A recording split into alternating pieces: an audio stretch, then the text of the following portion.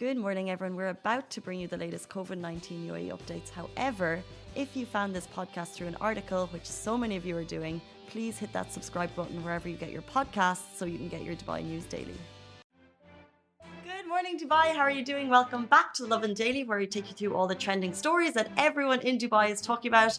You'll notice I'm flying solo today. Simran, last minute, she could not make it. She's having an issue at the metro station. I don't actually know. There was a lot of.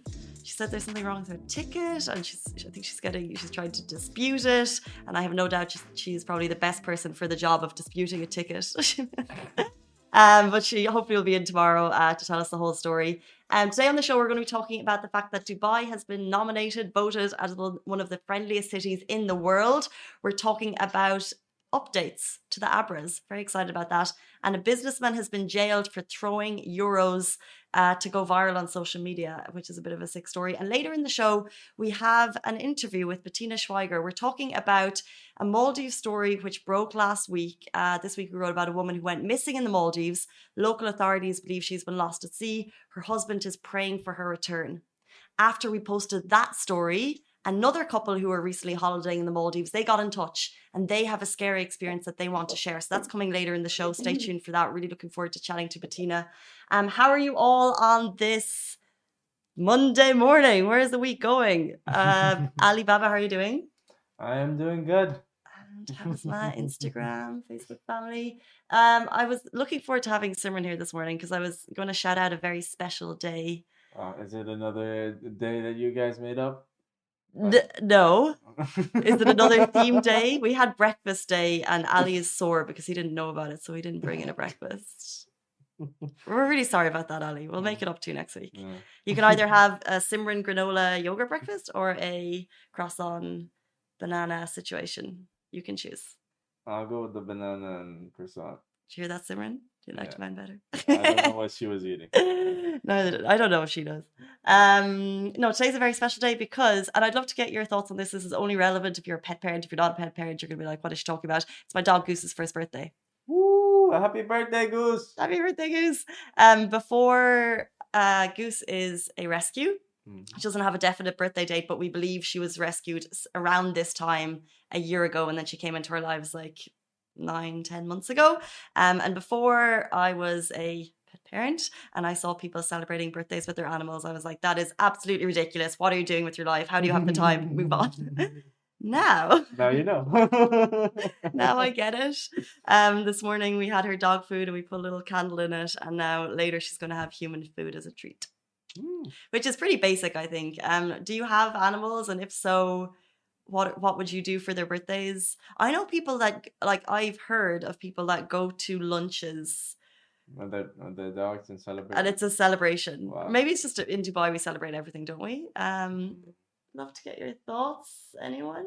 Zain, you're watching. Do you have an animal? Do you do anything with them for their birthday? Alibaba? No. I'm flicking up in Facebook comments to see if anyone's there. So yeah, nothing big planned, but I'm so excited for her. Basically, we brought in the candle and I sang happy birthday to her this morning, and she was not impressed with the candle in her dog food. So, because I didn't put it right up to her face, but we'll move on. Our top story today, we are talking about the fact that a businessman in Dubai has been jailed for throwing fake cash at workers to go viral. So he's been jailed. He's been fined 200,000 dirham. Disgusting behavior. And when I get deeper into the story, you'll understand it's just not a great. It's not a great look for anyone. He did admit that he was doing it to get more followers. He did admit that he was doing it to get more likes. He's a European businessman. He was in Al Quoz. He actually spent 1,000 dirham to purchase fake notes. He also had 730,000 fake dollars as well, which he wasn't throwing in the video, but he had that. And imagine you're actually paying money for this fake money. And he did it to kind of show a lavish lifestyle on Instagram. I didn't see the videos on Instagram. This is in the courts. Like I said, he's been jailed. He's been fined a lot of money. And what he was doing when he was in Al Quoz, in a workers' area, throwing money. Wow. And obviously, people there were, they were excited about it and trying to go for the money, and it was all fake. we've heard stories like this before in Dubai. We see lavish displays of wealth, and sometimes you're on Instagram and you're like, "Is that really your car? Do you really live this life?" And we know it's Instagram is not the most honest place. But these stories of people using money for social media likes, they have been shared before. Just know that if you're sharing this type of stuff on Instagram, on TikTok, where it's pretty popular, you're not safe. And if Dubai police can catch you, they will, because not only was he using social media in an immoral way, which is against kind of laws here, then also obviously the fake money on top of that. So 200K fine, which I'm guessing he does not have. Mm-hmm. Like he deserves it. That was disrespectful. You were disrespectful to the people. It's beyond. It's sad to see people go this path to go viral, to achieve fame or whatever's in their mind. It's hard to compute. Yeah. And I know that people do on YouTube, people use clickbait titles. And we had Money Kicks here and we were talking about how important it is to like lure people in. But actually, when you go to the point that you're disrespecting people in such a disgusting way, it's painful to think that someone would think that that's okay. So I think it's fantastic that Dubai police are stomping that out. Moving on, we are talking about fancy new Abras are being rolled out in Dubai. Now, I want to shout out the fact that the Abras aren't changing. They'll still look quite similar, but Dubai authorities are doing everything to upgrade them. So environmentally, they're more friendly, they're safer, and it's actually going to be easier to maneuver them to certain parts of the creek, which is pretty cool. You can see the photo here beside me. Do they look different? Look pretty samey. Just a little bit. I think the Dubai Abra. Actually, can someone please answer this question for me? Because for years it's been 1 dirham, and we put up a question recently about what's your favorite thing to do in Dubai, and everyone's like, "Oh, I love the Abra. It's only 2 dirham," and I was like, "It's one." Is that depending on the length of the journey they were going? Maybe. How much is the Abra? Sahir is asking, "Where is Simi?" Simi is absent today. She's at a metro station trying to fix a card issue, but don't worry, she'll be here tomorrow. I think it's 1 dirham. I don't know, but it is like one of many people's favorite things to do in Dubai. Like we have all these incredible hotels. We have, you can go and drink gold covered coffee. But actually, if you ask residents who live in Dubai what is their favorite thing to do, especially when they have people coming to visit, it's to go down to that area, show them old Dubai, get on a 1 dirham boat, and really just kind of enjoy what the city was. And then actually, what's cool is that you're seeing the skyline of the new city, and the sun is going down. It's amazing.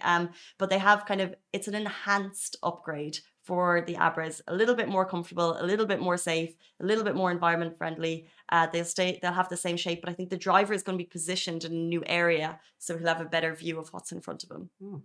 It's interesting actually, because the drivers always get into that square, so they're quite low, and then they're surrounded by people. So I can see why that might be. Maybe they're just going to give them a step up. Maybe. Who knows? Moving on, in terms of people coming to stay in Dubai, people coming to visit Dubai. Dubai has just been ranked as the friendliest Arab city in the world. I think this is really cool. So we're the friendliest Arab city in the world. Well done, Dubai. Do we deserve that? Do we? Are we nice peoples? Yeah, we're nice people. I think a lot of people feel quite grateful and happy to be here. So friendly when tourists come into town. This list was made by Rough Guides. They asked their following. Rough Guides is what I think is cool about this is that they're a British travel company. So when they asked on their social media, what is the friendliest city to travel to? You're not getting a great kind of GCC representation in the answers. Because I think if you asked us what's our favorite city to travel to, you might get people talking about surrounding cities. But if you ask people in Europe, it's less likely that they're going to mention cities over here because you've less number of people traveling because it's more expensive to get there, which is why I think it's cool that Dubai factored so high in that ranking. Also Dublin, which is, I'm not from Dublin, but Ireland is number 2. Shout out Dublin. Number 1, okay, let's actually go from top 10. So top 10 friendly cities in the world. Number 10 is Melbourne, Australia. Number 9, Manchester, UK. 8, Dubai. Only Arab city to feature. 7, Copenhagen. 6, Vancouver. 5, Tokyo. 4, Liverpool. 3, Montreal, Canada. Of course, there's going to be Canadian city there, you're literally known as like the nicest people in the world. And number 2, Dublin, Ireland, featured. And number 1, friendliest city in the world. Any guesses? Friendliest city in the world? Almost the friendliest city in the world. Yes, they are. Nicole on Trent. Hi, Nicole. She's saying, of course, Dubai ranked. Yeah, I reckon so. Friendliest city in the world. Any guesses? No clue. No clue. No clue. It's hard to. How do you know? Scotland, Glasgow in Scotland. Oh, okay. It's hard to know, right? I think it's so based on your experiences. Yeah.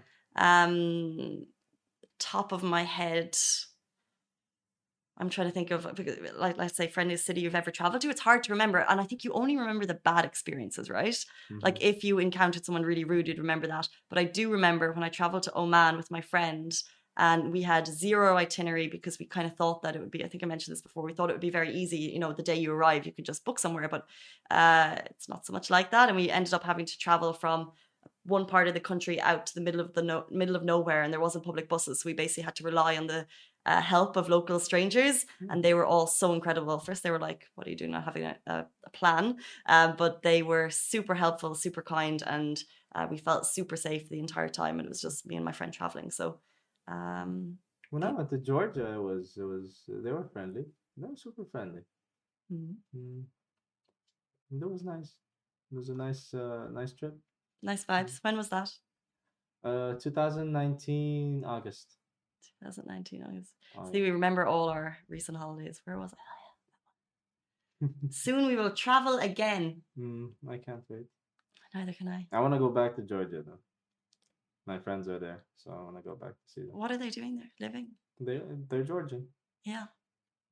Can I come? You can come. Make a mini Lovin Daily trip. Yeah, 100%. 100%. Take me with you. Yeah, I would just like to travel, see my family, maybe San Francisco, if they're there. I don't know. Guys, stay tuned. If you're watching on Instagram, please go onto our Facebook right now, because after the break, we're joined by Bettina Schweiger. Now, this week, I mentioned already, we wrote an article about a woman who went missing in the Maldives. She's still missing. Local authorities believe she was lost at sea. Her husband is really praying for her return. He's actually put a 100K price on anyone who can bring vital information to help find her. Now, after we posted that story, a number of people commented and got in touch saying they were recently holidaying in the Maldives and they had a scary experience that they want to share about swimming in the Maldives. So we have Bettina on Zoom, who we're going to join shortly. But if you're watching on Instagram, you're not going to be able to watch it. So please go onto her Instagram, because we're going to say goodbye to you right now. Guys, stay tuned. It's going to be 30 seconds. We're going to join her. And that's it. Lovin Extra is here. This is the new membership, and while absolutely nothing changes for our readers, extra members get access to premium content, exclusive competitions, and first look for tickets and access to the coolest events across the city, and Lovin merch. If you subscribe right now, a very cool Lovin Red Eco Water bottle will be delivered to your door.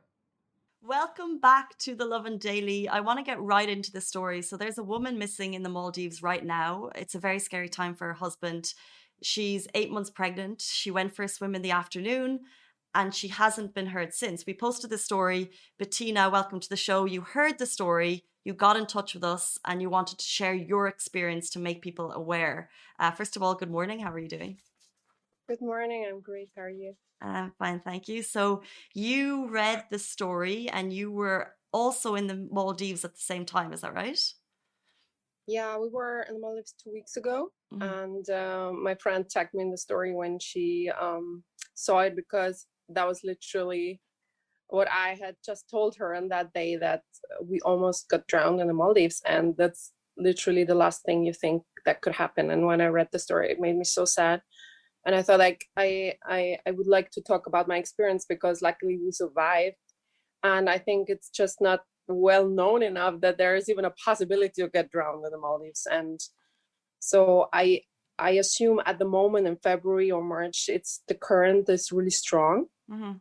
And I guess that the problem is that it's not communicated well enough. So I think that's also what happened to this lady, and I'm so sorry about him losing his love and his baby, because I mean, we don't know what happened to her, but most probably, I mean, actually we were close. My partner, my fiance, told me, you know, you have to save yourself, you have to leave me. Yeah. So this is I've read exactly what happened to you, and I got chills. I couldn't even imagine being in that situation. And we're really praying for the return of Gidra, who is lost. So authorities are still searching. But can you tell us what happened to you? You know, you think of the Maldives, you think of beautiful, idyllic, calm seas. And you went on a short snorkeling trip, or was it a swimming, or how did you get into the point that you were in difficulty? Actually, we just had arrived there, and that was literally, we were 1 hour after our arrival. Our host brought us to a villa. He said, like, there where the blue water, because we had an overwater villa, and so you're pretty much in the sea right away. And he said, like, where the light blue water ends, you should go there because there is the best place for snorkeling, and you should really go there. It's beautiful there. So we just arrived and we were like, all right. We saw a stingray and we were like, okay, let's go snorkel. And we had our masks. And they said they will bring the fins, but we didn't have fins. But we were just like, we're just snorkeling around the villa, like going to the reef that's like literally 15 meters maybe. It's not going to be dangerous. I mean, you would never think that it's dangerous. And no one really has mentioned anything that it could be dangerous, right? Nothing. Life threatening. Nothing. I mean, they explain everything from where is this and where is that, but like this most important maybe information that, by the way, be careful because at some point during the day, the current will be really high and most probably you could get drowned. This information, they unfortunately, they missed out. But at least I know where's happy hour. They kept the key stuff for your introduction, so it was on the first day of your arrival. Wow. Yeah, like 2 hours after we arrived, literally we went to the water and we had our masks. So you snorkel, like you're not swimming normally, you just snorkel, you see what is down there. And literally we didn't realize how strong it is. But I have a video from the next day, and literally when you just go into the water and you do nothing, like within a few seconds you're out, because the way they have built the villas, the water comes from the other side through the other villas down and pushes you out to the sea. So anyway, so we were snorkeling like 10 minutes or something, and then I realized that we're quite far out. Like I tried to follow a fish, and I was like, oh wow, I cannot follow the fish. And then I got up and I realized, whoa, the bright water is quite far away. And then my love, John, he was like, babe, we're too far, we have to go back. And I was like, yeah, let's go back. But literally we realized we cannot swim back. Like there's no, like, it's so strong. It's literally like being in a river. Wow. Like, and we tried, to swim against the current. What was your thought process as soon as you realized that? My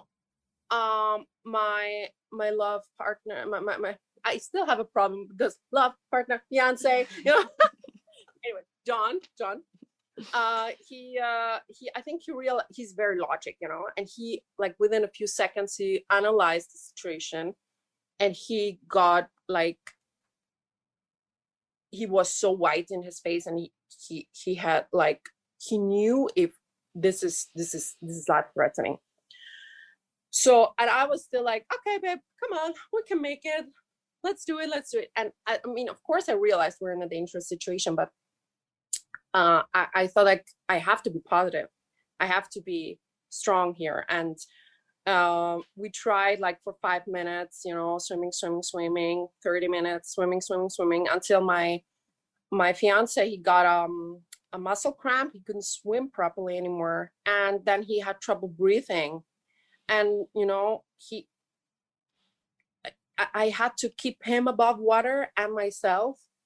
And we were swimming against the current. And at some point, he couldn't breathe properly anymore. So I was like, okay, let's breathe together, breathe, push, breathe, so that we make our tempo in the feet together. So maybe we have a little bit of a chance to come closer. But we were like so far out, no one could hear us. I was screaming several times, and I'm an opera singer, so I know how to be loud.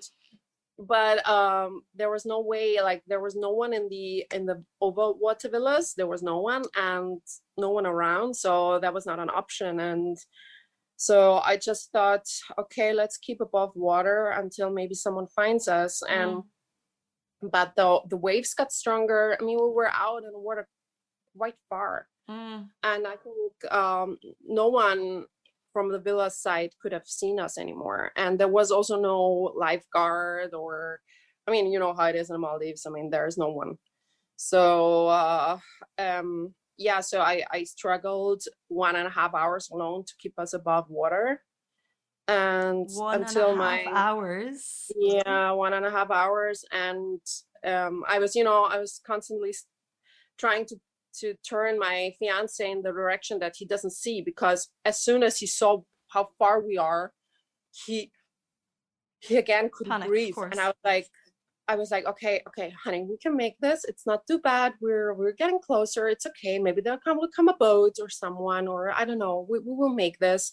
Just focus, just breathe, it's fine. Oh, everything is going to be all right. I don't know how I was so positive, and I was like having him and touching his heart so he can come down, and telling him everything is fine. Survive mentality, obviously. That was like, I don't know what kicked in, and I didn't get tired actually. I was just like swimming until far away I saw 2 snorkelers. But I saw 2 snorkelers before, but they didn't hear us, and I was like, okay, I was praying to God the whole time. I was praying to God. I was like, okay, if this is the time that we're supposed to die, it's okay. I found love. John is wonderful, and I love him so much. If this is like our path, it's fine, But if it's not yet done, then please send us some help, because obviously we're struggling here. And also John, John said, babe, you have to leave me behind. I think you have to save yourself. And of course I would have never left him. I mean, he's my biggest love. I would never, and I knew he would drown, So anyway, and then I saw the snorkelers from far, and luckily they heard us after a while, after me screaming very loudly.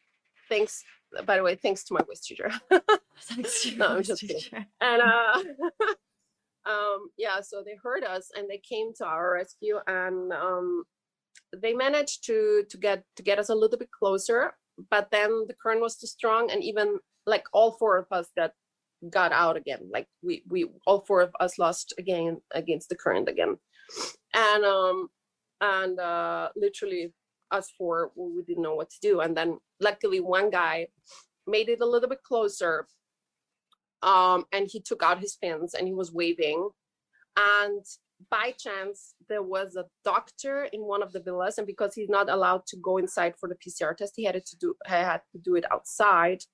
This was literally the only person who was out there during this whole 2 hours, and he saw the fins from far waving. Wow. Yeah, imagine if this person is not there at this time. So it was really the biggest stroke of luck that saved 4 lives. Totally.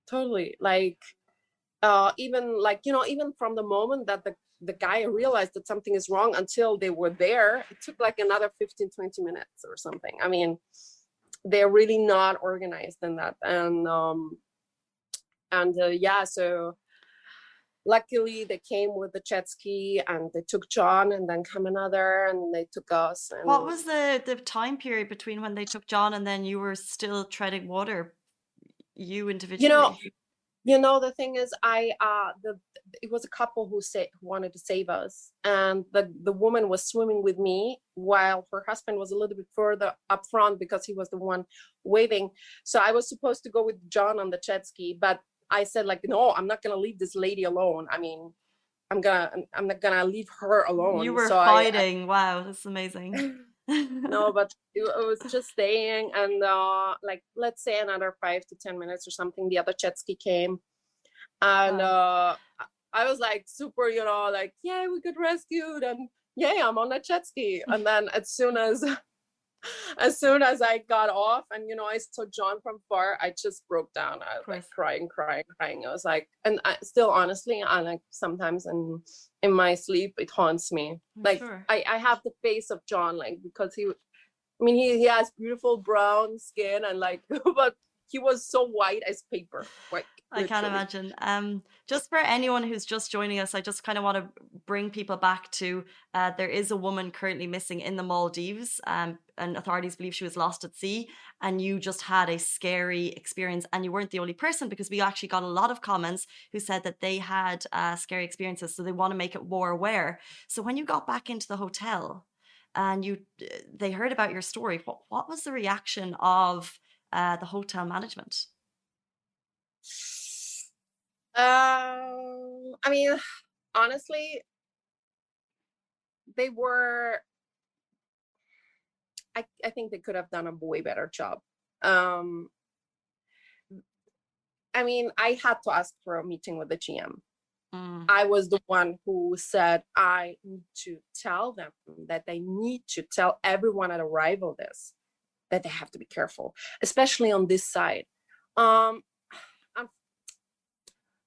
I don't know, they tried their best, but no one really took responsibility. No one really was apologizing. I mean, we almost lost our lives. No one really, for example, the other couple, they left the next day. No one really went to them and apologized or said something nice, like, I mean, if those two people wouldn't have been there, they would have had 2 dead people in their new 5-star beautiful Maldives resort. This is the thing. So I think they didn't take it very serious. Like, I don't know. I think we need, following from the story, I think there needs to, like you said, maybe responsibility and awareness. So guys, if you're going to the Maldives, please be aware that the shore can take you out. You can get into tricky situations. And it's just something that needs to be kind of highlighted a bit more. We're running really low on time, but I just wanted to finish up by saying congratulations. You're newly engaged and you had a bit of a happy ending in the Maldives. Yeah, like a few days later. Actually, we wanted to get engaged literally on that day, but unfortunately the resort couldn't make it happen. So actually they were supposed to make it happen, and I was already dressed up, but they couldn't make it happen. So anyway, we said then 2 days later we get engaged, and we had a beautiful dinner. Was the engagement pre-planned? We knew that we were going to get engaged, because it's just so obvious. We're so in love, and if COVID wouldn't be there, we would most probably be already married, but we cannot visit my parents in Austria. So that is the issue why, and so luckily we got engaged. And wow, well, that's so nice. Really massive congratulations to you and John. I'm so glad you got a happy ending. And I'm glad that you're able to share this story so more people are aware. And hopefully the resort will take responsibility in future. Just all you needed was, hey, it gets choppy, be careful. That's all you needed, and you would have been careful. That's all they needed to say. Exactly. And it's not that they didn't know, because the nurse afterwards and several waiters, they said, yes, we were actually on these few days, we were already waiting that something is happening because the current was so strong. So they knew it. It's hard to hear. It's just, I'm so grateful that God sent us help and that he gave me the strength, because if I would have had a problem swimming or something, we would have drowned 100%. Okay, we'll leave it there. Bettina, thank you so much for sharing your story, and best of luck to you and John in the future, and to the other couple. And they went out to you, and it was the fin that was seen. So I really kind of wish them the best of luck as well. Thank you so much. Guys, that is a wrap for the Lovin Daily. We are back same time, same place every weekday morning. And of course, don't miss the Lovin Show every Tuesday, where I chat with Dubai personalities. Don't forget to hit that subscribe button and have a great day.